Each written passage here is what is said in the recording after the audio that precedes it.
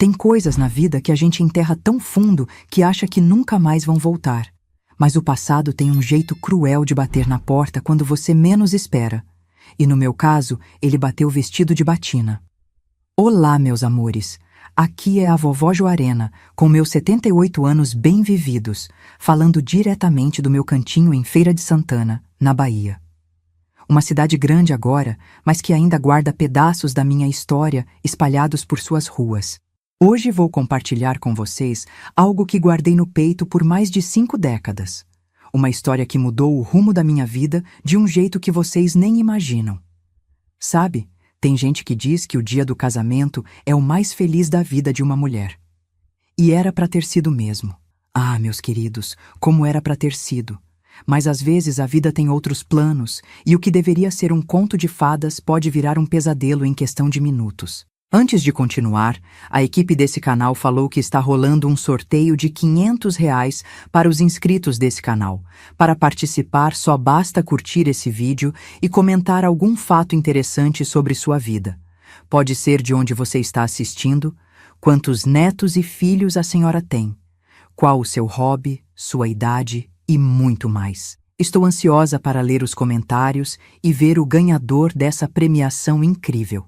Nasci em 1946, numa cidadezinha chamada Santo Estevão, no coração da Bahia. Um lugar onde todo mundo conhecia todo mundo, onde as fofocas corriam mais rápido que carro de boi ladeira abaixo e onde a palavra do padre valia mais que documento em cartório. Meu pai, seu Ernesto, era dono de uma vendinha pequena, mas respeitada.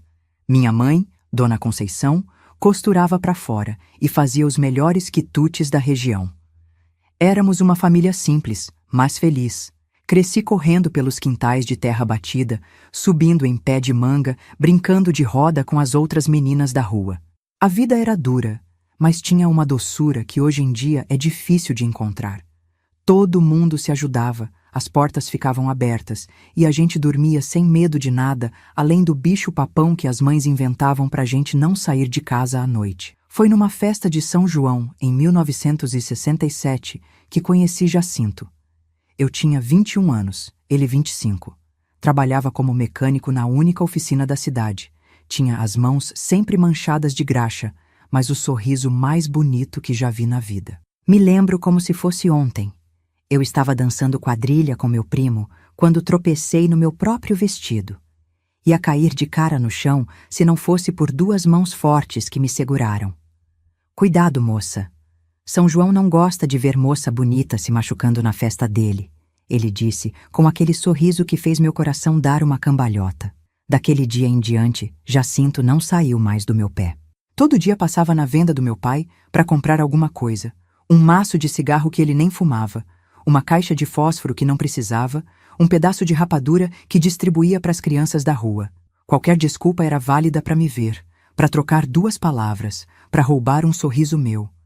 Meu pai, que era bravo feito onça quando queria, logo percebeu as intenções do rapaz. Mas Jacinto era trabalhador, respeitoso, de família conhecida. Não demorou muito para seu Ernesto dar sua bênção ao namoro, com a condição de que fosse tudo direitinho, com respeito, como mandava o figurino. E foi. Jacinto me tratava como se eu fosse feita de cristal. Me levava para passear na praça aos domingos depois da missa, sempre com minha mãe ou meu irmão de olheiro. Me trazia flores do mato que colhia no caminho da oficina. Escrevia cartinhas que eu guardo até hoje, cheias de promessas de um futuro feliz, de uma casa cheia de filhos, de amor eterno. O pedido de casamento veio no Natal de 1967. A família toda reunida para a ceia, a casa cheirando a rabanada e peru assado, quando Jacinto pediu licença para falar. Se ajoelhou ali mesmo, no meio da sala, tirou uma caixinha do bolso e fez o pedido que toda moça sonha em ouvir. Joarena, você é a luz dos meus dias, a razão do meu viver. Me dá a honra de ser sua esposa? Claro que disse sim. Pulei no pescoço dele, chorando e rindo ao mesmo tempo, enquanto a família toda aplaudia e minha mãe já começava a planejar o casamento em voz alta. Marcamos a data para 13 de abril de 1968. 6 meses para preparar tudo: o vestido, a festa, a casa onde iríamos morar. Foram os meses mais felizes da minha vida até então. Cada dia que passava era um dia a menos para me tornar a senhora Juarena Santos. Até rimava bonito, não é mesmo? O vestido do casamento foi feito por Dona Marieta, a melhor costureira da cidade. Cetim branco, véu longo, uma renda que ela tinha trazido de Salvador especialmente para mim. Fiz questão de pagar cada centavo com o dinheiro que economizei vendendo cocada na feira.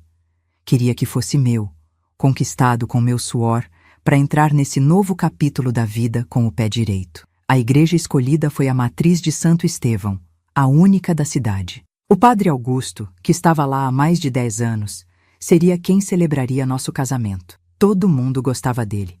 Era novo ainda, devia ter uns 35 anos, sempre sorridente, sempre disposto a ajudar. Visitava os doentes, dava aula de catecismo para as crianças, organizava quermesses para ajudar as famílias mais necessitadas. Padre Augusto é um santo, minha mãe vivia dizendo. Deus abençoou nossa cidade com um homem desses. Como a gente pode se enganar, né, meus queridos? Como a gente pode olhar para uma pessoa e não ver o demônio que mora dentro dela? Na semana do casamento, a cidade inteira estava em polvorosa. Era o evento do ano. A filha do seu Ernesto casando com o melhor mecânico da região. As mulheres preparavam os quitutes para a festa, os homens organizavam a decoração da igreja, as crianças ensaiavam para jogar pétalas de rosa na nossa saída. No dia 12 de abril, véspera do casamento, fui para a igreja fazer a confissão, como era tradição. Toda noiva tinha que confessar antes de casar, para entrar no matrimônio com a alma limpa. Padre Augusto me recebeu com aquele sorriso de sempre, me conduziu ao confessionário. Nervosa, minha filha? Ele perguntou. Um pouco, padre, mas mais ansiosa do que nervosa. Mal posso esperar para começar minha vida ao lado do Jacinto. É natural. O casamento é um sacramento sagrado, uma união abençoada por Deus. Tenho certeza de que vocês serão muito felizes. Confessei meus pecadinhos bobos. Uma mentirinha aqui, uma fofoca ali, um pensamento impuro acolá. Padre Augusto me deu a absolvição, me desejou felicidades. Saí da igreja me sentindo leve como uma pluma, pronta para começar minha nova vida. Se eu soubesse o que me esperava no dia seguinte, o dia 13 de abril de 1968, amanheceu lindo. Sol brilhante, céu azul sem uma nuvem, passarinhos cantando como se celebrassem comigo. Me acordei às 5 da manhã, ansiosa demais para continuar dormindo. Tomei um banho demorado, lavei os cabelos com sabonete de rosas que minha madrinha tinha me dado de presente. Às 7, chegaram as amigas para me ajudar a me arrumar. A casa virou uma festa só de mulheres. Risadas, conversas, conselhos para a noite de núpcias que me faziam corar até a raiz dos cabelos. Minha mãe chorava de emoção a cada 5 minutos. Meu pai fingia que tinha cisco no olho para disfarçar as lágrimas. O casamento estava marcado para as 4 da tarde. Ao meio-dia, começamos a preparação final. O vestido foi colocado com todo cuidado, cada botão abotoado com carinho, cada prega ajustada com perfeição. O véu foi preso com grampos que minha avó tinha usado no próprio casamento, 50 anos antes. Algo velho, para dar sorte. Às 2 horas, saí de casa em direção à igreja. A tradição mandava que a noiva chegasse mais cedo para fazer os últimos preparativos no quartinho dos fundos da sacristia. Era um cômodo pequeno, mas arrumadinho, com um espelho grande, cadeiras, uma mesinha com jarra d'água. As noivas usavam para dar os últimos retoques, acalmar os nervos, rezar um pouco antes da cerimônia. Minha mãe, minhas irmãs e minhas amigas me acompanharam até lá. Me ajudaram com os últimos ajustes. O vestido estava perfeito. O véu caía como uma cascata branca. O buquê de flores do campo dava o toque final. Estava me sentindo uma princesa prestes a encontrar seu príncipe. Às 3h30, elas foram saindo para tomar seus lugares na igreja. A gente se vê lá na frente, minha mãe disse, me dando um beijo na testa. Você está linda, minha filha. Seu pai já deve estar lá fora, esperando para te levar ao altar. Fiquei sozinha no quartinho, me olhando no espelho, mal acreditando que em meia hora seria uma mulher casada. Foi quando ouvi a batida na porta. Entre, eu disse, pensando que era alguma das meninas que tinha esquecido alguma coisa. Mas não era. Era Padre Augusto. Boa tarde, Joarena. Vim ver se está tudo bem, se precisa de alguma coisa antes da cerimônia. Está tudo ótimo, padre. Obrigada pela preocupação. Ele entrou no quarto, fechou a porta atrás de si. Achei estranho, mas não disse nada. Afinal, era o padre, né? Um homem de Deus. Que mal poderia haver? Você está mesmo muito bonita, ele disse, se aproximando. Jacinto é um homem de sorte. Obrigada, padre. Ele foi até a mesinha, pegou a jarra d'água. Deve estar nervosa. Aceita um copo d'água? Vai ajudar a acalmar. Eu estava mesmo com a boca seca de ansiedade. Aceito sim, padre. Muito obrigada. Ele serviu o copo, me entregou. A água tinha um gosto meio amargo, mas pensei que fosse por causa do nervosismo mesmo. Tomei tudo de uma vez. Pronto, ele disse, pegando o copo vazio da minha mão.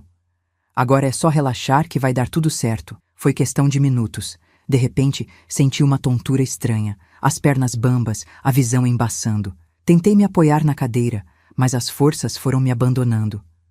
Padre, o que está acontecendo? Ele não respondeu. Só ficou ali, parado, me observando com um olhar que nunca tinha visto antes. Um olhar que me deu medo, muito medo. Tentei gritar, pedir socorro, mas minha voz não saía. Meu corpo não obedecia mais.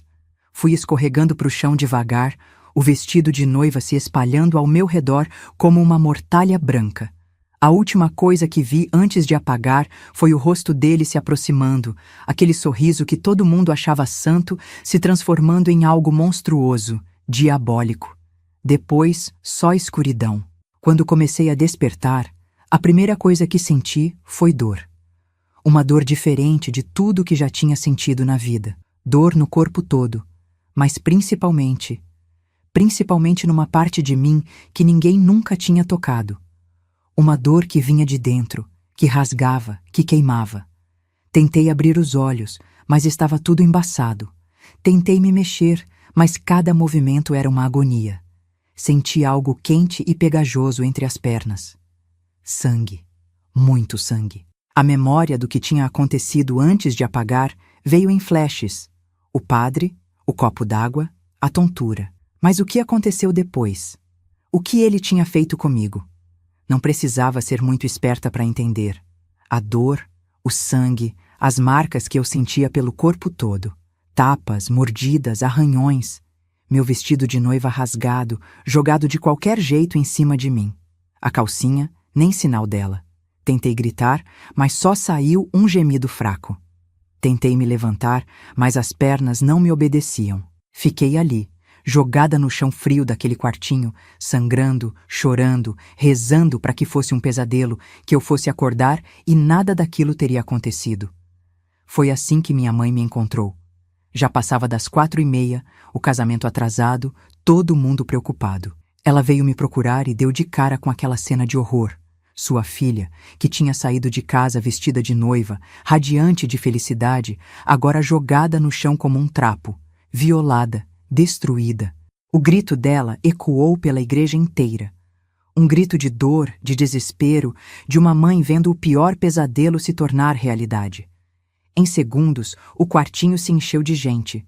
Meu pai, minhas irmãs, Jacinto. Ah, o olhar do Jacinto quando me viu. Era como se tivessem arrancado a alma dele. Caiu de joelhos ao meu lado, tentando me cobrir com o paletó, as mãos tremendo, os olhos cheios de uma mistura de dor, raiva e desespero. Quem fez isso? Quem fez isso com ela? Ele gritava, olhando para todo mundo, procurando um culpado, uma explicação. Mas eu não conseguia falar. A língua estava pesada, os pensamentos embaralhados. O sedativo ainda fazia efeito, misturado com o trauma, com a dor, com a vergonha. Só conseguia chorar e me encolher, querendo sumir, querendo morrer. Me levaram para o hospital às pressas. Dr. Jerônimo, o único médico da cidade, confirmou o que todos já sabiam, mas ninguém queria dizer em voz alta. Eu tinha sido violentada, brutalmente, repetidamente. Tem sinais de sedativo no organismo, ele disse para o meu pai, achando que eu não estava ouvindo. Alguém dopou essa menina antes de fazer isso. A notícia correu pela cidade como rastilho de pólvora. A filha do seu Ernesto, A noiva do Jacinto tinha sido atacada dentro da igreja, no dia do próprio casamento. Mas por quem? Quem teria feito uma monstruosidade dessas? Jacinto virou um bicho ferido. Saiu pela cidade inteira, interrogando todo mundo, procurando pistas, ameaçando matar quem tivesse feito aquilo comigo. O casamento, claro, foi cancelado. Como poderia haver festa depois de uma tragédia daquelas? Voltei para a casa dos meus pais, carregada, muda, quebrada por dentro e por fora. Me tranquei no quarto, me recusei a comer, a falar, a viver. O que tinha para viver? Minha honra estava perdida, meu corpo violado, meu futuro destruído. Numa cidade pequena como Santo Estevão, uma moça desonrada não tinha mais lugar no mundo. Mas o pior de tudo era não lembrar. Por mais que tentasse, não conseguia ver o rosto de quem tinha feito aquilo comigo. Lembrava do padre me dando água, lembrava de apagar, e depois só a dor, o sangue, o horror. Quem tinha entrado naquele quarto depois que apaguei? Quem tinha sido o monstro que destruiu minha vida? As investigações não levaram a nada. O delegado, um homem barrigudo e preguiçoso, fez umas perguntas de praxe e deu de ombros. Não tem testemunha, não tem como saber, ele disse. Podia ter sido qualquer um que entrou na igreja. Qualquer um. Como se fosse normal alguém entrar numa igreja, encontrar uma noiva desmaiada e decidir violentá-la. Como se fosse algo que acontecesse todo dia. A cidade se dividiu entre os que tinham pena de mim e os que cochichavam pelas costas. Será que ela não provocou? Alguns murmuravam. Moça direita não fica sozinha com homem em quarto fechado. Como se eu tivesse escolhido ser drogada e estuprada no dia do meu casamento. Jacinto continuava ao meu lado, firme, dizendo que ainda queria casar comigo, que nada tinha mudado, mas eu via nos olhos dele que tudo tinha mudado. Como ele poderia me tocar sem lembrar que outro tinha me tocado primeiro, e da pior forma possível? Como construir uma vida em cima de escombros? Foi minha avó, Dona Josefa, que plantou a primeira semente da verdade. Numa tarde, enquanto me penteava os cabelos, ela disse baixinho: "Criança, você lembra quem te deu a água?" "Padre Augusto", respondi, sem entender onde ela queria chegar. "E depois que você tomou a água, o que aconteceu?" Fiquei tonta, apaguei. Ela ficou em silêncio por um momento, continuando a pentear meus cabelos. Então sussurrou, tão baixo que quase não ouvi: "E se não entrou ninguém naquele quarto? E se quem fez isso já estava lá?" Meu sangue gelou. Não podia ser. Padre Augusto era um homem de Deus, um santo, todo mundo dizia isso. Ele não seria capaz? Seria? As palavras da minha avó ficaram martelando na minha cabeça dia e noite. E se quem fez isso já estava lá? Mas como acusar um padre? Como sequer pensar uma coisa dessas? Naquele tempo, meus queridos, padre era mais respeitado que doutor, que delegado, que prefeito. A palavra de um padre valia mais que juramento em tribunal. Passei semanas trancada no quarto, comendo o mínimo para sobreviver, tomando banho de bacia porque não aguentava ficar nua embaixo do chuveiro. Cada vez que fechava os olhos, tentava forçar a memória, tentava ver através da névoa do sedativo, mas era como tentar agarrar fumaça. Quanto mais tentava, mais escapava. Jacinto vinha me ver todo dia. Sentava na varanda com meu pai, tomava café, perguntava como eu estava. Às vezes, eu espiava pela fresta da janela, via ele ali, cabisbaixo, sofrendo tanto quanto eu. Meu pai tentava convencê-lo a seguir em frente, procurar outra moça, refazer a vida. Mas ele balançava a cabeça, teimoso. Juarena é minha noiva. Seu Ernesto. Não importa o que aconteceu, ela continua sendo a mulher da minha vida. 3 meses depois daquele dia maldito, acordo no meio da noite com um flash de memória. Um cheiro, incenso misturado com suor. O mesmo cheiro que sentia toda vez que ia confessar, quando ficava naquele cubículo apertado do confessionário. O mesmo cheiro que estava no quartinho antes de apagar. Levantei da cama tremendo, o coração disparado. Será? Meu Deus do céu, será que minha avó estava certa? Será que foi mesmo o padre? No dia seguinte, tomei coragem e contei para Jacinto. Chamei ele para conversar no quintal, longe dos ouvidos curiosos. Quando falei da minha suspeita, vi o rosto dele se transformar. Primeiro descrença, depois compreensão. Por fim, uma raiva tão grande que achei que ele ia explodir. Aquele filho da mãe, ele disse entre dentes, aquele desgraçado de batina, vou matar ele, Juarena. Vou arrancar a alma dele do corpo. Não, Jacinto, não pode fazer isso. Primeiro, não temos certeza. Segundo, você vai preso e aí? O que vai ser de mim sem você? Ele andava de um lado para o outro feito bicho enjaulado, os punhos cerrados, o maxilar travado. Nunca tinha visto Jacinto violento, mas naquele momento vi que era capaz de matar por mim. Então, o que a gente faz? Deixa ele solto por aí, rezando missa, confessando às moças, fingindo que é santo? A gente precisa ter certeza primeiro. E depois? Depois a gente pensa. Foi aí que começou nossa investigação particular. Jacinto era esperto, tinha estudado até o ginásio, sabia juntar as peças. Começou a perguntar por aí, discreto, sobre o padre. Onde ele estava na hora que me encontraram? Alguém tinha visto ele perto do quartinho? As respostas foram aparecendo aos poucos. Dona Zefinha, que ajudava na limpeza da igreja, disse que tinha visto o padre saindo da sacristia apressado, pouco antes de começar o horário do casamento. O coroinha, menino de uns 12 anos, contou que o padre tinha mandado ele ir para casa mais cedo naquele dia. Disse que não precisava de ajuda. Mas a peça principal do quebra-cabeça veio de onde menos esperávamos. Mariazinha, uma moça que tinha se mudado para Salvador, voltou para visitar a família e soube do que tinha acontecido comigo. Veio me procurar numa tarde, pediu para falar em particular.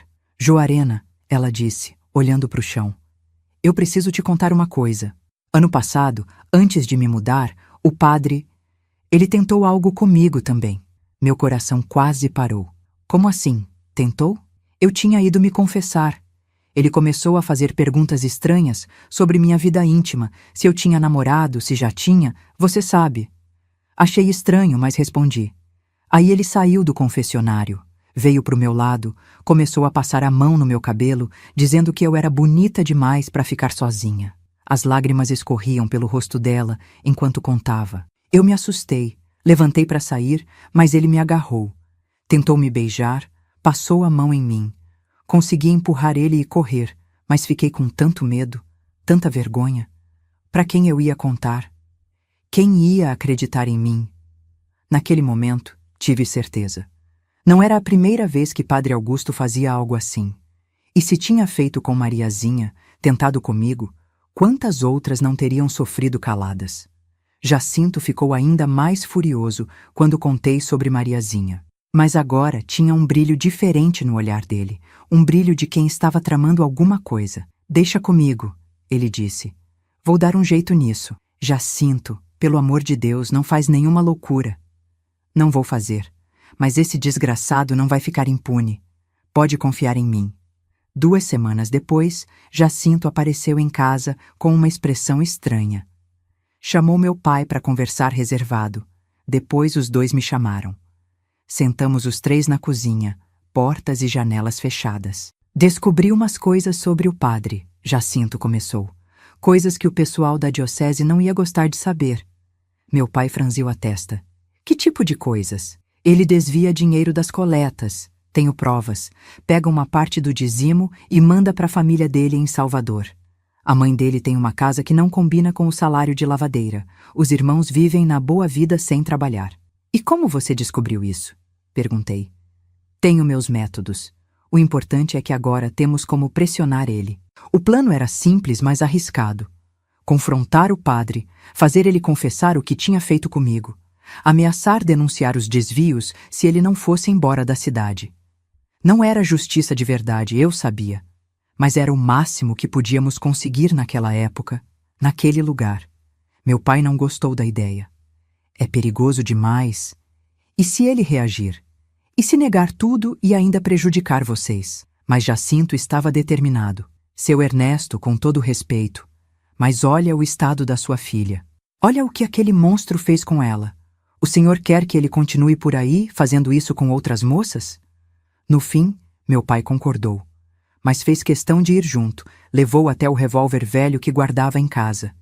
Eu fiquei em casa com minha mãe e minhas irmãs, rezando para que tudo desse certo, para que não acontecesse uma tragédia ainda maior.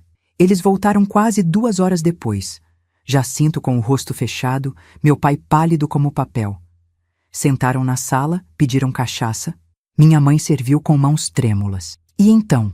Perguntei, não aguentando mais a ansiedade. Jacinto tomou um gole grande antes de responder. Ele confessou. Não de primeira, claro. Negou, se fez de ofendido, ameaçou chamar a polícia. Mas quando mostrei os documentos do desvio, quando disse que ia mandar tudo pro bispo, ele mudou de conversa. Meu pai continuou. Admitiu que deu o sedativo para você. Disse que não conseguiu se controlar, que o demônio tentou ele. O demônio. Como é fácil culpar o demônio pelos nossos atos monstruosos, né? Como é conveniente ter um bode expiatório pro mal que mora dentro da gente.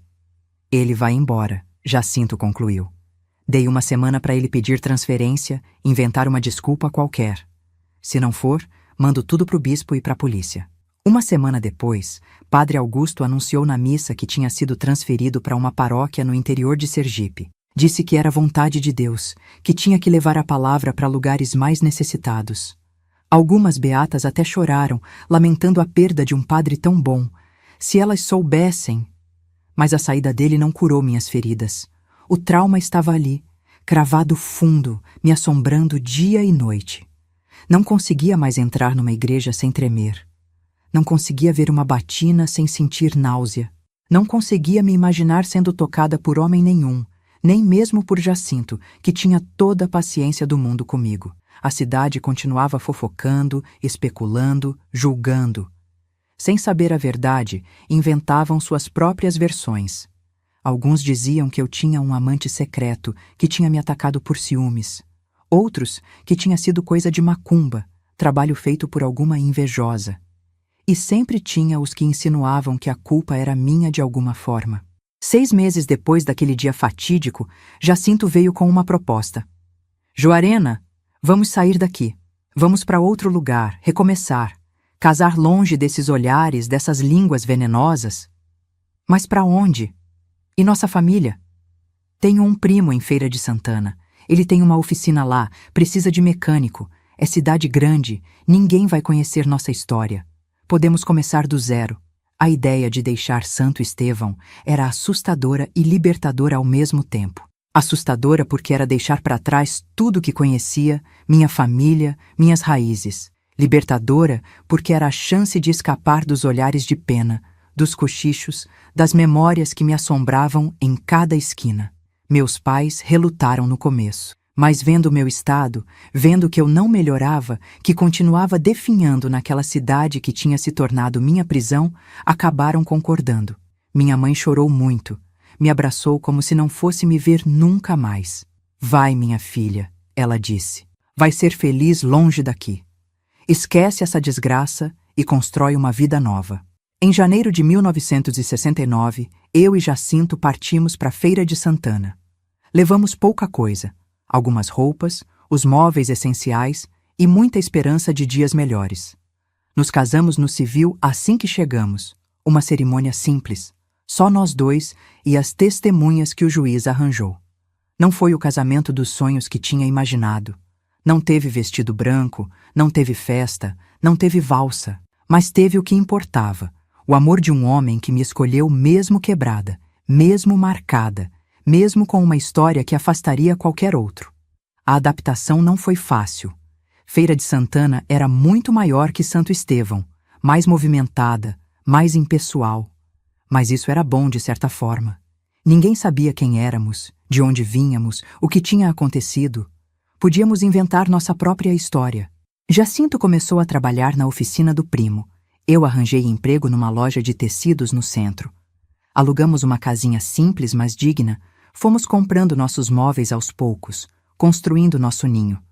Nas noites difíceis, quando os pesadelos vinham, quando o passado batia na porta, Jacinto me abraçava, me acalmava, me lembrava que estava segura, que nunca mais ninguém ia me machucar.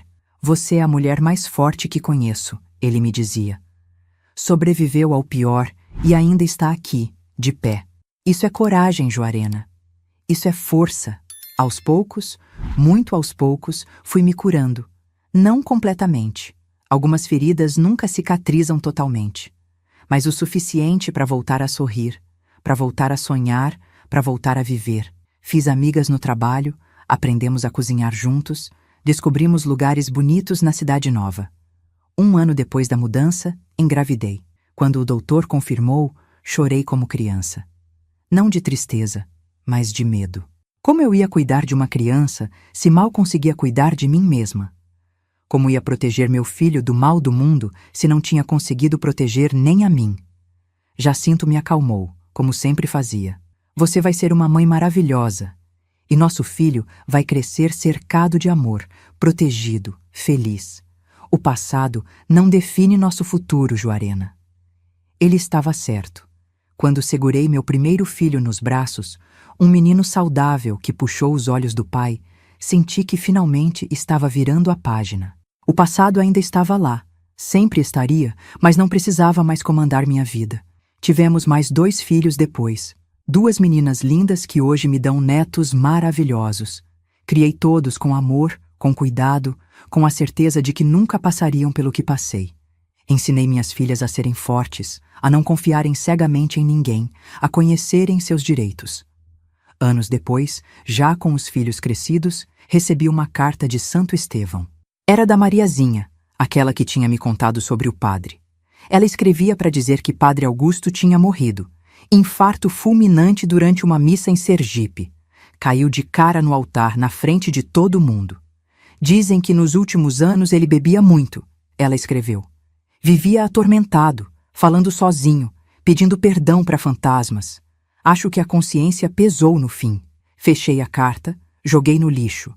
Não senti alegria nem tristeza com a notícia. Só um vazio, uma sensação de capítulo finalmente encerrado. Justiça divina? Coincidência? Não sei. Só sei que o monstro que me destruiu numa tarde de abril acabou destruído por seus próprios demônios. Hoje, aos 78 anos, olho para trás e vejo uma vida que foi reconstruída das cinzas. Não foi fácil, não foi sem dor, não foi sem cicatrizes. Mas foi minha vida, conquistada com luta, com coragem, com o amor de um homem que viu além dos meus traumas. Jacinto partiu há 5 anos, vítima de um câncer maldito que levou ele em 6 meses. Antes de morrer, segurou minha mão e disse: "Obrigado por ter me escolhido, Juarena. Obrigado por ter me dado a chance de te amar. Eu que agradeço, meu amor. Por ter ficado, por ter lutado comigo, por ter me mostrado que nem todos os homens são monstros, que o amor verdadeiro existe e cura até as feridas mais profundas. O silêncio que por tanto tempo gritou dentro de mim hoje é preenchido com risadas de netos, com histórias de superação, com a certeza de que sobrevivi e venci. O padre achou que tinha me destruído naquela tarde. Mal sabia ele que estava criando uma guerreira. A vida em Feira de Santana seguia seu rumo. Meus filhos cresciam saudáveis. Jacinto prosperava na oficina. Parecia que finalmente tínhamos deixado o passado para trás. Mas vocês sabem como é, né? O passado tem um jeito teimoso de voltar quando a gente menos espera. Foi em 1978, quase 10 anos depois daquele dia maldito, que as peças do quebra-cabeça começaram a se juntar de uma forma que eu nunca poderia imaginar. Meu filho mais velho, Ernesto, botei esse nome em homenagem ao meu pai, estava com 8 anos e precisava fazer a primeira comunhão. Eu tinha pavor de entrar em igreja, vocês podem imaginar, mas pelos meus filhos eu enfrentava qualquer coisa.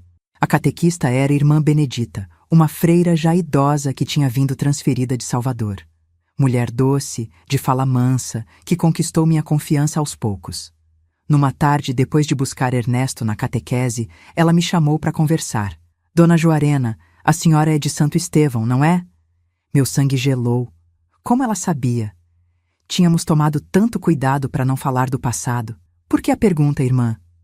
Ela suspirou, olhou para o crucifixo na parede antes de continuar. Porque eu também sou de lá. Saí há muitos anos, mas conheci sua família. Seu pai tinha uma venda, sua mãe costurava. Confirmei com a cabeça, o coração apertado. Será que ela sabia da minha história? Será que ia espalhar para a cidade toda? "Eu sei o que aconteceu com a senhora", ela disse baixinho. E vim para a Feira de Santana justamente para procurar a senhora. Como assim? Me procurar? Por quê? O que ela contou em seguida mudou tudo o que eu achava que sabia sobre aquele dia terrível. Irmã Benedita tinha sido freira no convento de Salvador, para onde Padre Augusto mandava parte do dinheiro desviado. Mas não era para a família dele, como Jacinto tinha descoberto. Era para manter em segredo algo muito pior. Padre Augusto tinha, como posso dizer, tinha problemas sérios. A diocese sabia, mas preferia transferir ele de paróquia em paróquia em vez de enfrentar o escândalo. Cada vez que acontecia algo, mudavam ele de lugar. Minha cabeça girava. Quantas vezes, quantas mulheres? Não foram só mulheres, ela disse, e vi lágrimas nos olhos dela. Teve meninas também. Adolescentes, às vezes até crianças. A senhora não foi a primeira, nem a última. Senti uma raiva tão grande que meu corpo todo tremia. Quantas vidas aquele monstro tinha destruído, e a igreja sabia. Sabia e não fez nada. Por que a senhora está me contando isso agora? Porque preciso da sua ajuda. Tem um grupo de mulheres, vítimas dele, que está se organizando. Queremos justiça, mesmo que tardia. Queremos que a igreja reconheça o que fez, que pague pelo silêncio cúmplice. A ideia de reviver tudo aquilo, de tornar público meu segredo mais doloroso, me apavorava. Mas pensar em quantas outras tinham sofrido como eu, em quantas ainda podiam sofrer se continuássemos caladas. Preciso pensar, disse. Conversar com meu marido. Jacinto, como sempre, me apoiou. Se é isso que você quer, se acha que vai ajudar, eu estou com você, sempre. Levei um mês para tomar coragem. Um mês de noites mal dormidas, de conversas comigo mesma, de orações pedindo força. No fim, o que me decidiu foi pensar nas minhas filhas. E se um dia elas passassem por algo assim? E se o silêncio de mulheres como eu permitisse que outros predadores continuassem soltos? Voltei a procurar Irmã Benedita. Eu topo. O que preciso fazer? O que descobri nas reuniões secretas que se seguiram foi de revirar o estômago. Éramos 12 mulheres, de idades e cidades diferentes, mas com histórias assustadoramente parecidas. Padre Augusto tinha um método. Conquistava a confiança, escolhia as vítimas mais vulneráveis, usava sedativos quando necessário. Maria das Graças, de Itaberaba, tinha sido atacada aos 15 anos durante uma confissão. Conceição, de Cachoeira, foi dopada durante um aconselhamento espiritual. Cada relato era um soco no estômago, uma confirmação de que o mal tinha usado batina por anos, protegido pelo silêncio e pela conivência. Precisamos de provas concretas, disse Irmã Benedita numa das reuniões.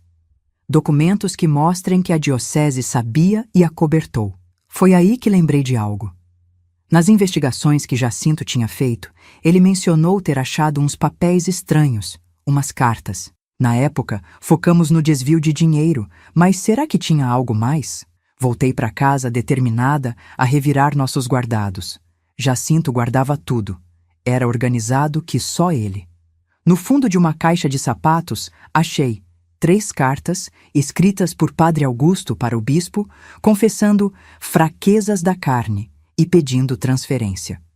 As datas batiam com os relatos de algumas das mulheres. Isso é ouro, disse Irmã Benedita quando mostrei. Prova que ele confessava os crimes e que a diocese, em vez de denunciar, apenas mudava ele de lugar. Decidimos procurar um advogado. Dr. Reinaldo, um homem jovem e idealista que tinha acabado de abrir escritório em Feira. Quando contamos nossas histórias, vi a indignação no rosto dele. Isso é crime continuado, com agravante de abuso de autoridade religiosa. E a diocese é cúmplice por omissão.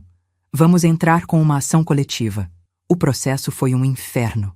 Primeiro, tivemos que convencer as outras mulheres a se expor, a abrir suas feridas em público. Algumas toparam, outras recuaram com medo. No fim, éramos 7 corajosas dispostas a enfrentar a igreja. Quando a notícia vazou para a imprensa, foi um escândalo. Jornais de Salvador estamparam a história. A diocese tentou abafar, ameaçou processar por calúnia. Mas as provas eram fortes demais, os relatos detalhados demais. Minha família sofreu. Meus filhos foram hostilizados na escola, chamados de filhos da mulher que quer destruir a igreja. Jacinto perdeu clientes na oficina, teve gente que não queria mais fazer negócio com o marido de escandalosa. Mas aguentamos firme, unidos. O julgamento aconteceu em 1980. 2 anos de batalha judicial, de depoimentos dolorosos, de reviver traumas antigos. Cada vez que tinha que contar minha história para o juiz, para os advogados, para a plateia curiosa, sentia como se estivesse sendo violentada de novo. Mas quando olhava para o rosto das outras mulheres, via a mesma dor, a mesma coragem, a mesma necessidade de justiça, encontrava forças para continuar. A defesa da diocese foi suja. Tentaram desqualificar nossos relatos, insinuar que éramos mulheres vingativas, que queríamos dinheiro. Chegaram a contratar detetive para investigar nosso passado, procurar qualquer coisa que pudesse manchar nossa reputação. Foi quando descobriram algo que nem eu sabia. Padre Augusto, antes de morrer, tinha deixado um diário. A família dele, com medo de escândalo, tinha entregado para o bispo de Sergipe, que guardou as 7 chaves. Mas alguém de dentro, tocado pela nossa luta, vazou o conteúdo. Era pior do que imaginávamos. Páginas e páginas de confissões doentias, descrições detalhadas dos abusos, uma lista com nomes de vítimas, 47 ao todo, em 15 anos de sacerdócio. Meu nome estava lá, com a data, 13 de abril de 1968. Hoje pequei novamente, ele escreveu. A noiva era pura demais, bela demais. O demônio me tentou e eu cedi. Que Deus me perdoe, mas valeu a pena. Valeu a pena. Como se destruir minha vida tivesse sido um prazer momentâneo que justificava tudo. Com o diário, a defesa da diocese ruiu. Não tinha mais como negar, como fingir que não sabiam. As evidências eram esmagadoras. Em setembro de 1980, o juiz deu ganho de causa para a gente. A diocese foi condenada a pagar indenização para cada vítima e a criar um fundo de apoio para mulheres abusadas por religiosos. Não era só sobre dinheiro, embora Deus sabe como precisávamos. Era sobre reconhecimento, sobre tirar o véu de silêncio que protegia predadores, sobre dizer em alto e bom som: isso aconteceu, foi errado e alguém precisa pagar. A vitória teve gosto amargo. Padre Augusto já estava morto, nunca pagou criminalmente pelos crimes. Outros padres envolvidos no acobertamento foram apenas transferidos. A estrutura que permitiu os abusos continuou intacta. Mas alguma coisa mudou. Depois do nosso caso, outras mulheres encontraram coragem para denunciar. Criamos uma rede de apoio. Um grupo que existe até hoje, ajudando vítimas de abuso religioso a buscar justiça e cura. Minha vida nunca mais foi a mesma depois do processo. Perdi a privacidade. Virei aquela mulher que processou a igreja. Mas ganhei algo mais valioso. A certeza de que meu silêncio não seria mais cúmplice de outros crimes. Irmã Benedita, que tinha sido nossa maior aliada, foi expulsa da congregação. Acusaram ela de traição, de manchar o nome da igreja. Ela aceitou com serenidade, disse que preferia servir a Deus fora dos muros do convento do que ser cúmplice dentro deles. Anos depois, numa das reuniões do nosso grupo, uma moça jovem se aproximou de mim.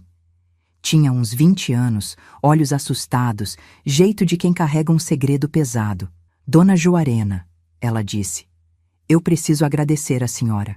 Por causa da sua coragem do processo, minha mãe não deixou eu ficar sozinha com o padre da nossa paróquia. Ela suspeitou, me protegeu. A senhora salvou minha vida. Chorei como criança naquele dia. Toda a dor, toda a exposição, toda a luta tinha valido a pena por aquele momento. Por saber que pelo menos uma menina tinha sido poupada do horror que vivi. Jacinto me abraçou naquela noite, orgulhoso. Você é uma guerreira, Joarena. Transformou sua dor em escudo para outras mulheres. Isso é a verdadeira fé. Ele tinha razão. A verdadeira fé não estava nos homens de batina que pregavam uma coisa e faziam outra. Estava em nós, mulheres quebradas que encontramos força para lutar, para proteger outras, para gritar quando queriam que ficássemos caladas. A descoberta de que a igreja sabia, de que tinha sido cúmplice por omissão, poderia ter destruído minha fé. Mas descobri que Deus não mora só nas igrejas. mora na coragem de denunciar, na força de reconstruir, no amor que cura, na justiça que tarda, mas não falha. Hoje, quando olho para trás, vejo que aquele padre achou que estava destruindo uma noiva indefesa. Mal sabia ele que estava criando uma guerreira. Uma voz que se multiplicaria em muitas outras vozes. Um grito que ecoaria por décadas, exigindo justiça. A confrontação com Padre Augusto foi apenas o primeiro passo de uma batalha muito maior contra um sistema inteiro que protegia predadores vestidos de santos. Quando Jacinto e meu pai voltaram para casa naquela noite, depois de ouvir a confissão forçada do padre, eu via nos rostos deles uma mistura de alívio e frustração. Havíamos descoberto a verdade, sim. Mas e daí? O que podíamos fazer com ela numa sociedade onde a palavra de um padre valia mais que a vida de uma mulher? Nos dias que se seguiram à saída do padre Augusto de Santo Estevão, a pressão para que mantivéssemos silêncio veio de todos os lados. O novo padre, Padre Antônio, jovem recém-ordenado que veio substituir Augusto, passou em nossa casa numa tarde. Disse que vinha consolar a família em tempos difíceis. Mas logo ficou claro qual era sua verdadeira missão. Sei que vocês passaram por momentos terríveis, ele disse, sentado na nossa sala, tomando o café que minha mãe serviu por educação. Mas é importante que não alimentem sentimentos de vingança. A misericórdia de Deus é infinita, e devemos perdoar até mesmo aqueles que nos fizeram mal. Jacinto, que até então tinha se controlado, não aguentou. Padre, com todo o respeito, mas o senhor não estava aqui quando encontraram minha noiva sangrando no chão da sua igreja. Não viu o estado em que ela ficou? Não acompanhou noites de pesadelo? Não presenciou? Meu filho, o padre interrompeu. Entendo sua dor, mas espalhar boatos sobre um homem de Deus pode ser mais prejudicial para vocês do que imaginam. A comunidade precisa de paz, de união. Seria melhor para todos se esse assunto ficasse no passado. Boatos. Ele chamou meu estupro de boatos, como se minha dor, meu trauma, minha vida destruída fossem apenas fofocas de cidade pequena. Naquele momento, entendi que não eram apenas indivíduos que estávamos enfrentando, mas uma instituição inteira disposta a sacrificar suas vítimas para proteger sua imagem. Meu pai, homem religioso e respeitoso que sempre fora, dessa vez não se curvou. Padre Antônio, minha filha foi violentada dentro da casa de Deus por quem deveria protegê-la. Se o senhor acha que vamos fingir que nada aconteceu para não incomodar ninguém, está muito enganado. O padre foi embora sem conseguir o que queria, mas voltou, várias vezes, sempre com a mesma ladainha sobre perdão, misericórdia e o bem maior da comunidade. Às vezes vinha acompanhado de fiéis influentes. O prefeito, o dono da farmácia, mulheres da congregação que me olhavam com uma mistura de pena e censura. Joarena é uma moça boa, elas diziam para minha mãe. Mas precisa entender que certas coisas é melhor deixar quietas, pelo bem dela mesma. Ninguém vai querer casar com uma moça que anda falando essas coisas de padre. Falando essas coisas. Como se denunciar um estupro fosse má educação, como se buscar justiça fosse falta de compostura. O peso do silêncio era esmagador, vinha de todos os lados, sufocava mais que o próprio trauma. Jacinto, meu querido Jacinto, estava sendo corroído por dentro. Via o amor da sua vida destruída, tinha descoberto quem foi o responsável, mas não podia fazer nada. A impunidade do padre, protegido pela batina e pelo sistema, o deixava louco de raiva. Não é justo, Joarena, ele me dizia, andando de um lado para outro no quintal, como bicho enjaulado. Aquele desgraçado destruiu você, destruiu nossos sonhos e vai continuar por aí como se nada tivesse acontecido. Vai celebrar missas, dar conselhos espirituais, talvez fazer isso com outras moças. Era essa última possibilidade que mais me atormentava. E se meu silêncio custasse a vida de outra jovem? E se minha covardia permitisse que outro monstro continuasse solto? Mas, ao mesmo tempo, que escolha eu tinha? Denunciar formalmente significaria reviver tudo de novo. Expor minha intimidade para delegados descrentes, enfrentar advogados da igreja que fariam de tudo para me destruir. E se a gente fosse embora? Jacinto sugeriu numa noite, depois de mais uma visita indesejada do padre e seus asseclas. Não precisamos ficar aqui, aguentando essas pressões. Podemos recomeçar em outro lugar, onde ninguém conhece nossa história. A ideia era tentadora e apavorante ao mesmo tempo.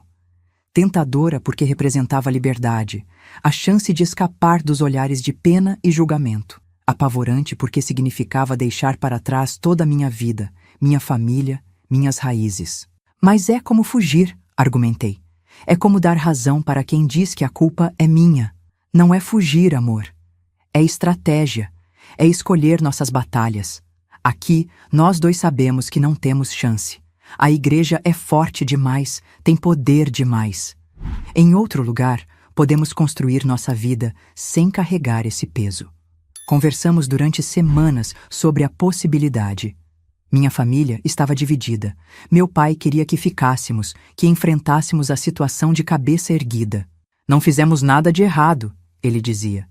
Por que temos que sair como criminosos? Minha mãe, mais prática, via as coisas de outra forma. Aqui ela nunca vai ter paz. Todo mundo sempre vai lembrar, sempre vai cochichar. Em outro lugar, pode ser só a Joarena, não a Joarena que foi atacada na igreja. Minhas irmãs também estavam sendo afetadas. Na escola, as outras crianças repetiam o que ouviam dos pais. Sua irmã é aquela que... E os comentários maldosos se seguiam. Elas chegavam em casa chorando, perguntando por que as pessoas eram tão cruéis. A pressão social foi aumentando conforme os dias passavam. A cidade se dividia entre os que nos apoiavam discretamente e os que preferiam acreditar que tudo não passava de invenção ou exagero.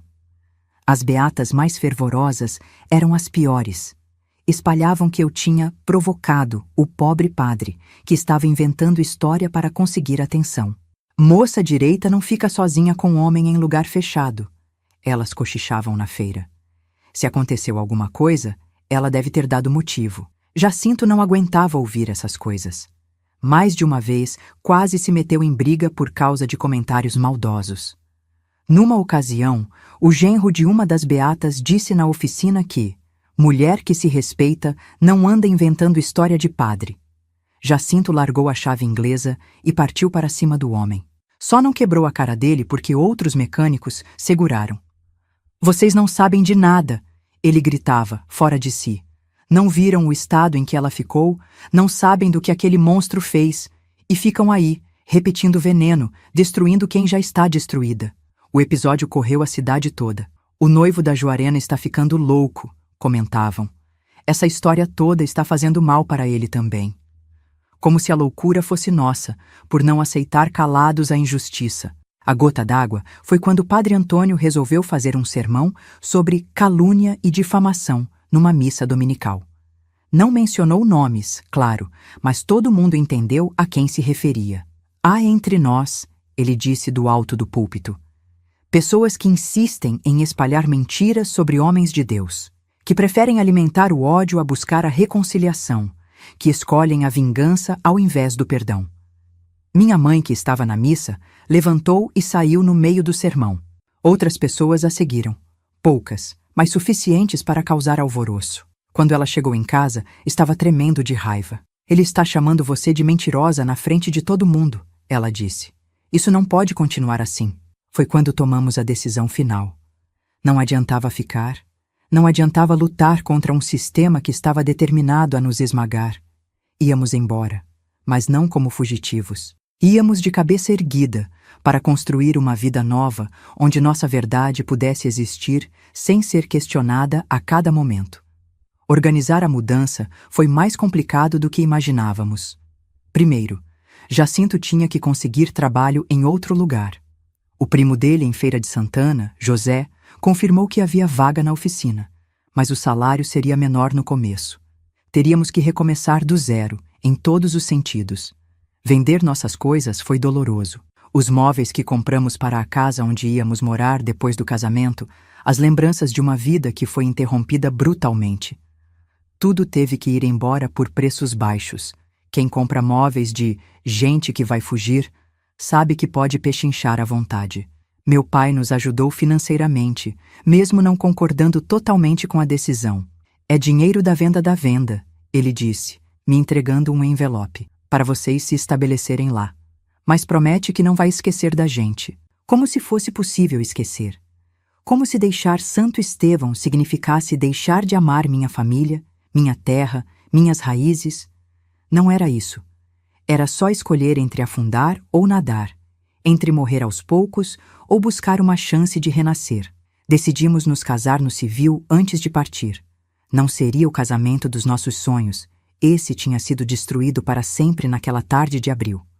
Mas seria nosso, verdadeiro, livre das pressões e olhares maliciosos. A cerimônia foi no cartório, numa manhã de dezembro de 1968. Só nossos pais como testemunhas, nenhuma festa, nenhuma comemoração. Eu usava um vestido azul simples que minha mãe tinha feito. Jacinto seu terno do domingo.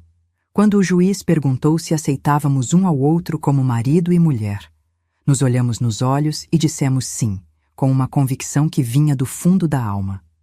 Não era o final feliz do conto de fadas que eu tinha sonhado. Era o começo real de uma vida que teríamos que construir com as próprias mãos, longe dos holofotes, longe dos julgamentos, longe de tudo que conhecíamos.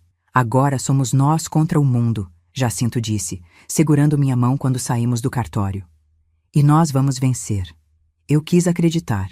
Precisava acreditar.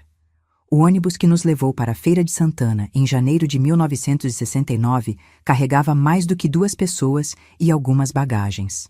Carregava esperanças, medos, sonhos quebrados e a determinação de reconstruir uma vida que havia sido despedaçada. Durante as 6 horas de viagem, fiquei grudada na janela, vendo a paisagem do interior baiano mudar, as cidades pequenas dando lugar a uma metrópole que me parecia gigantesca.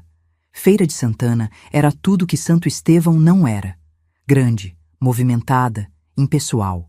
As ruas fervilhavam de gente, carros, comércio. Ninguém parava para nos observar, ninguém sussurrava quando passávamos. Pela primeira vez em meses, consegui caminhar na rua sem sentir olhares pesando nas minhas costas. José, o primo do Jacinto, nos recebeu com carinho genuíno. Era um homem simples, 10 anos mais velho que meu marido, que tinha construído uma oficina próspera no bairro do Tomba. Aqui vocês vão poder recomeçar, ele disse, nos mostrando a casinha que tinha alugado para nós. Ninguém precisa saber de onde vieram nem por que vieram. O que importa é o que vão fazer daqui para frente. A casa era pequena, mas digna. 2 quartos, uma sala, cozinha e banheiro. Paredes caiadas de branco, chão de cimento batido, um quintal nos fundos onde plantei temperos e flores. Não era o lar que tínhamos sonhado, mas era nosso. Limpo de memórias ruins, livre de fantasmas do passado. Os primeiros meses foram os mais difíceis. Jacinto trabalhava de sol a sol na oficina, aprendendo os jeitos do primo, conquistando a confiança dos clientes. Eu consegui emprego numa loja de tecidos no centro da cidade, vendendo metros de algodão e conversando com donas de casa sobre costuras e bordados.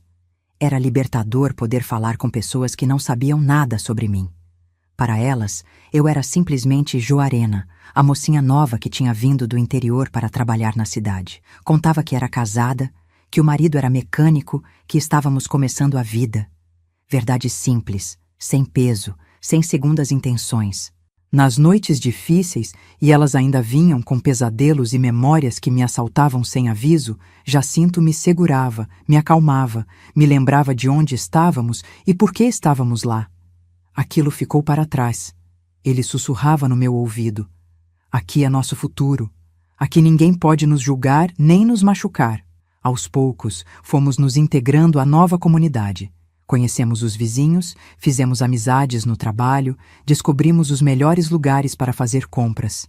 Feira de Santana nos acolheu com a generosidade das cidades grandes, que têm espaço para todo tipo de história sem fazer muitas perguntas. Em novembro de 1969, quase 2 anos depois daquele dia terrível, descobri que estava grávida. A notícia me pegou de surpresa. Não porque não esperássemos, mas porque tinha parado de acreditar que meu corpo conseguiria gerar vida depois de tanta violência. Quando contei para Jacinto, vi lágrimas nos olhos dele. Não de tristeza, mas de alegria pura, incontida. Vai dar tudo certo, ele disse, me abraçando com cuidado, como se eu fosse feita de cristal. Nosso filho vai crescer livre, feliz, sem carregar o peso do que passamos. A gravidez foi ao mesmo tempo bênção e provação. Bênção porque me deu um propósito novo, uma razão para olhar para frente em vez de para trás. Provação porque o medo me consumia. E se eu não conseguisse ser uma boa mãe? E se meus traumas afetassem meu filho? E se o mundo lá fora fosse tão cruel com ele quanto tinha sido comigo? Doutor Edmundo, o médico que me acompanhou, era um homem gentil que percebia minha ansiedade. Primeira gravidez é sempre assim, ele me dizia. Normal ficar nervosa, mas você é forte, Joarena. Vai ser uma mãe maravilhosa. Se ele soubesse toda a verdade, será que diria a mesma coisa? Mas essa era a beleza de Feira de Santana. Eu podia ser apenas uma mulher grávida, não uma vítima carregando cicatrizes. Ernesto nasceu numa madrugada de julho de 1970, depois de um parto longo, mas sem complicações. Quando o médico colocou aquele serzinho miúdo nos meus braços, senti algo que não experimentava há 2 anos. Alegria pura, sem misturas, sem sombras. Era um menino lindo, saudável, com os olhos do pai e um choro forte que enchia a maternidade. Olhando para ele, entendi que a vida tinha me dado uma segunda chance. Não para esquecer o passado. Isso jamais seria possível. Mas para construir algo belo sobre os escombros. Olha só, Jacinto disse, tocando o rostinho do nosso filho com dedos trêmulos. Ele é perfeito, nosso milagre. Era mesmo um milagre. Depois de tanta destruição, tanta dor, éramos capazes de criar vida, de gerar amor, de ser uma família. O nome Ernesto foi escolhido em homenagem ao meu pai, que tinha nos apoiado mesmo quando não concordava com nossas decisões. 2 anos depois, veio Maria da Conceição, em homenagem à minha mãe. Uma menina serena, de olhos grandes e sorriso fácil, que completou nossa pequena família. E 3 anos mais tarde, nossa caçula, Ana Beatriz, que chegou cheia de energia para bagunçar nossa rotina. Criar 3 filhos na década de 1970, sem o apoio da família estendida, não foi fácil. Mas cada desafio superado era uma vitória, cada marco alcançado uma prova de que tínhamos feito a escolha certa. Meus filhos cresceram livres do peso da nossa história, cercados de amor e proteção. Ensinei a eles, especialmente às meninas, a importância de conhecer seus direitos, de não aceitar abusos de autoridade, de confiar no próprio instinto quando algo não parecesse certo. Sem contar os detalhes sórdidos do que tinha passado, plantei neles sementes de coragem e discernimento. Se alguém tentar fazer vocês se sentirem desconfortáveis, eu dizia, não importa quem seja, professor, padre, vizinho, qualquer pessoa, vocês correm e me contam. Promessa de guardar segredo sobre coisa ruim não vale nada. Por 15 anos, vivi na ilusão de que tinha conseguido enterrar meu passado para sempre. Meus filhos cresciam saudáveis, Jacinto prosperava na oficina, tinha virado sócio do primo, nossa vida parecia finalmente nos trilhos. Mas em 1984, uma carta mudou tudo. Era de Mariazinha, aquela moça que tinha me contado sobre a tentativa de abuso do padre Augusto. Ela escrevia para me informar que outras mulheres tinham aparecido com histórias similares, vítimas do mesmo padre, espalhadas por várias cidades da Bahia. Joarena, dizia a carta, descobrimos que éramos muito mais do que imaginávamos. E estamos nos organizando para buscar justiça. Sei que você refez sua vida, que tem família para proteger. Mas sua voz pode ser fundamental para que outras mulheres encontrem coragem.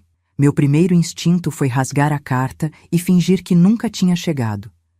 Minha vida estava boa, meus filhos não sabiam de nada, por que remexer em feridas cicatrizadas? Mas a consciência não me deixava em paz. Se outras mulheres tinham sofrido o que sofri, se o monstro tinha continuado sua sanha destruidora, meu silêncio não seria cúmplice? Conversei com Jacinto, claro. Depois de tantos anos juntos, não tínhamos segredos um do outro. Ele escutou, refletiu, segurou minhas mãos. A decisão é sua, ele disse. Se você quiser participar dessa luta, eu estou do seu lado. Se quiser manter nossa vida como está, também apoio. Mas lembra de uma coisa. Você não é mais aquela moça assustada de Santo Estevão. Você é uma mulher forte, mãe de família, que construiu uma vida linda. Se alguém pode enfrentar essa batalha, é você. Procurei Irmã Benedita numa tarde de setembro. Ela morava numa casa simples no bairro do Queimadinho, onde mantinha um centro de apoio a mulheres carentes. Não usava mais hábito religioso. Tinha deixado a congregação depois de nosso processo, mas continuava servindo a Deus do seu jeito. Sabia que você viria, ela disse, me abraçando como se fôssemos velhas amigas. Tem cara de quem não consegue ficar calada quando se trata de justiça. O que ela me contou me deixou estarrecida. Não éramos apenas algumas mulheres isoladas. Era um padrão sistemático de abuso que atravessou décadas. Padre Augusto tinha sido transferido de paróquia em paróquia sempre que problemas surgiam, deixando um rastro de vítimas por onde passava. A diocese sabia, Irmã Benedita explicou. Tinha documentos, relatórios, confissões, mas escolheu transferir em vez de punir, abafar em vez de enfrentar. São cúmplices de cada violência que ele cometeu depois da primeira denúncia não investigada. Era revoltante descobrir que meu caso não tinha sido isolado nem excepcional. Era apenas mais um numa longa lista de crimes acobertados por uma instituição que se dizia representante de Deus na Terra. Demorei semanas para tomar a decisão. Pensava nos meus filhos, que tinham então 14, 12 e 9 anos. Como explicar para eles que a mãe que sempre conheceram forte e determinada tinha um passado de violência e trauma? Como protegê-los das consequências de uma batalha judicial contra a igreja? Mas pensava também em quantas outras Juarenas poderiam estar sofrendo em silêncio, em quantas famílias destroçadas, em quantos predadores protegidos pela batina e pelo poder institucional. Mãe, minha filha mais velha me disse numa noite, me vendo preocupada demais para disfarçar. A senhora está bem? Parece que tem algo te incomodando. Olhei para aquela menina esperta, determinada, que tinha criado para ser forte e independente. Se um dia alguém tentasse fazer mal a ela, eu ia querer que outras mulheres tivessem lutado antes para criar um mundo onde sua dor fosse levada a sério. Tem algo sim, minha filha, mas é coisa de adulto. Uma injustiça muito antiga que talvez seja a hora de corrigir. Então a senhora tem que corrigir, ela disse com a simplicidade da juventude. A senhora sempre nos ensina que não pode deixar coisa errada passar em branco. Era a resposta que eu precisava ouvir. O processo que se seguiu foi ainda mais difícil que imaginara. Não só pela dor de reviver traumas antigos, mas pelo impacto na minha família. Quando a notícia vazou para a imprensa, os jornalistas descobriram nossa identidade, nosso endereço, nossa história. Meus filhos chegaram da escola com perguntas que não sabiam como fazer. Colegas tinham mostrado jornais, feito comentários, repetido boatos. Tive que sentar com cada um deles, adequando a linguagem à idade e contar uma versão da verdade que pudessem entender e carregar. Por que a senhora nunca contou isso antes? Ernesto perguntou com a revolta típica dos adolescentes contra injustiças. Porque às vezes a gente precisa de tempo para ficar forte o suficiente para lutar. E porque quis proteger vocês de uma história muito triste. Mas agora a senhora está lutando, Maria da Conceição observou. Agora estou lutando para que outras meninas não passem pelo que passei. Para que vocês cresçam num mundo onde essas coisas não ficam escondidas. Foi difícil, mas nossos filhos nos surpreenderam. Em vez de vergonha ou revolta, demonstraram orgulho. Orgulho de ter uma mãe corajosa, que não se calava diante da injustiça. Começaram a defender nossa causa na escola, a rebater comentários maldosos, a se posicionar como filhos de uma guerreira. Quando ganhamos o processo em 1985, a sensação foi estranha. Alegria misturada com vazio. Tínhamos provado nossa verdade, forçado o reconhecimento da injustiça, conseguido indenização. Mas Padre Augusto estava morto há 5 anos. Nunca pagaria criminalmente pelos crimes. Nunca olharia suas vítimas nos olhos e admitiria o mal que causou. A vitória foi importante menos pelo que conseguimos e mais pelo que representou. Outras mulheres encontraram coragem para denunciar. A igreja foi forçada a criar protocolos para lidar com denúncias de abuso.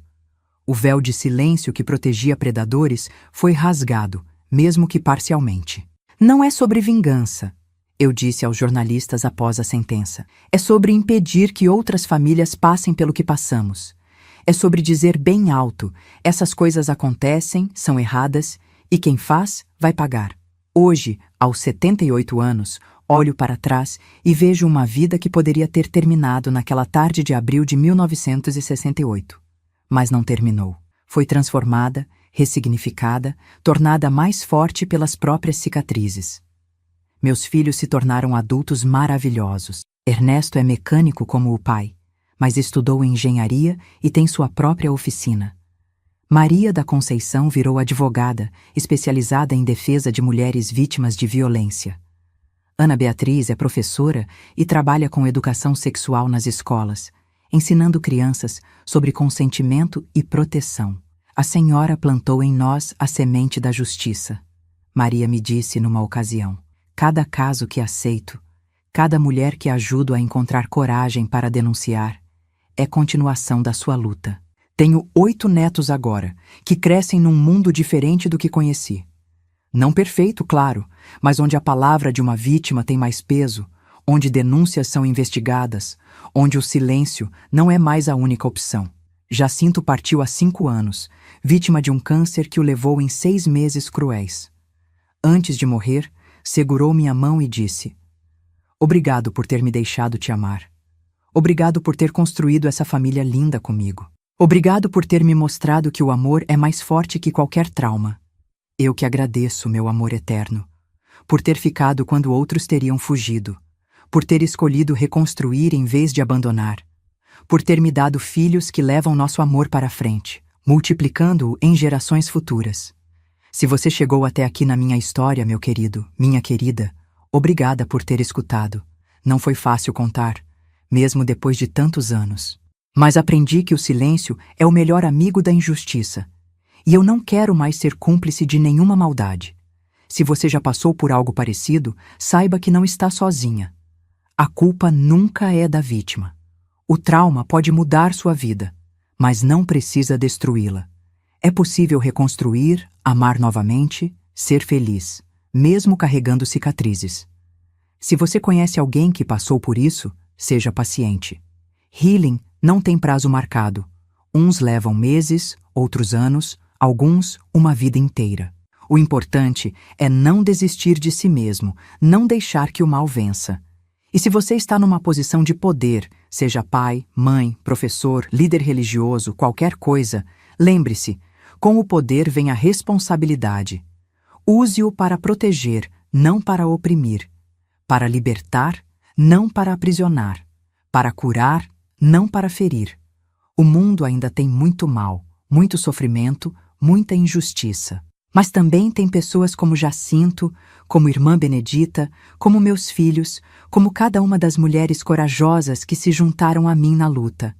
Tem amor, esperança, possibilidade de mudança. Eu sobrevivi ao pior dia da minha vida e construí décadas de dias bons sobre os escombros. Se eu consegui, você também consegue. Não desista. O mundo precisa da sua luz, da sua força, da sua história. E lembre-se sempre, você é mais forte do que imagina, mais corajosa do que acredita, mais amada do que suspeita. Sua vida tem valor, sua voz tem poder, sua existência faz diferença. Aquele padre achou que estava destruindo uma noiva indefesa numa tarde de abril. Mal sabia ele que estava forjando uma guerreira que inspiraria outras guerreiras, numa corrente de coragem que já dura mais de 5 décadas e vai durar muito mais. Das cinzas do meu sonho destruído, nasceu uma vida real, verdadeira, poderosa. E isso, meus queridos, isso ninguém pode tirar de mim.